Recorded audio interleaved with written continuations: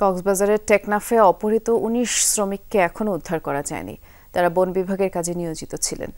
অপহৃতদের উদ্ধারে যৌথ অভিযান চলছে বলে জানিয়েছেন টেকনাফ থানার ওসি গিয়াসউদ্দিন।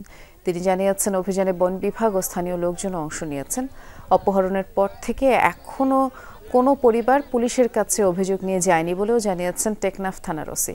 এদিকে অপহরণকারীরা প্রত্যেক পরিবারের কাছে ১ লাখ টাকা করে মুক্তিপণ দাবি করেছে বলে নিশ্চিত করেছেন টেকনাফ উপজেলা নির্বাহী কর্মকর্তা শেখ এহসান উদ্দিন। সোমবার বন বিভাগের অধীনে ১৯ জন শ্রমিক পাহাড়ে কাজ করতে যান। এ সময় সশস্ত্র কিছু লোক তাদের ধরে নিয়ে যায়। এছাড়া আজ সকালে বাহারছড়া এলাকা থেকে আরও ৭ জনকে অপহরণের খবর পাওয়া গেছে।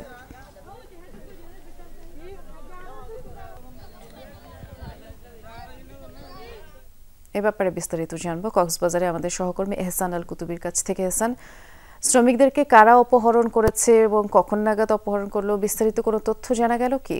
উদ্ধারের ব্যাপারে আইনশৃঙ্খলা বাহিনীর সাথে যদি কথা হয়ে থাকে তারা কি বলছে? শ্রীলঙ্কা আবারও রপ্তানিতে শীর্ষে।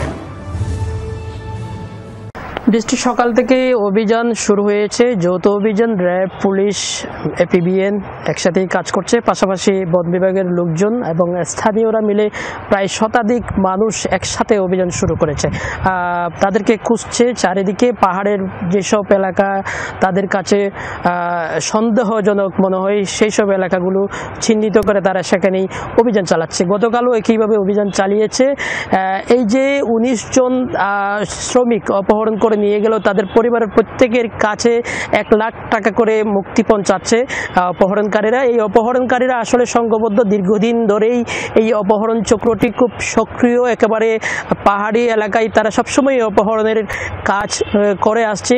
কোনোভাবেই তাদেরকে দমানো যাচ্ছে না। আর এমনকি আজকে গতকালকে রাত্রে বাহারছড়ার বডডেল এলাকা থেকে এক ব্যবসায়ীকে তারা অস্ত্রের মুখে নিয়ে গেছে এবং পাশাপাশি পাহাড়ি বাহারছড়া এবং নীলার একটা ঢালা নামে একটা এলাকা আছে, সেখান থেকে আরও ৬ জনকে অপহরণ করে নিয়ে গেছে।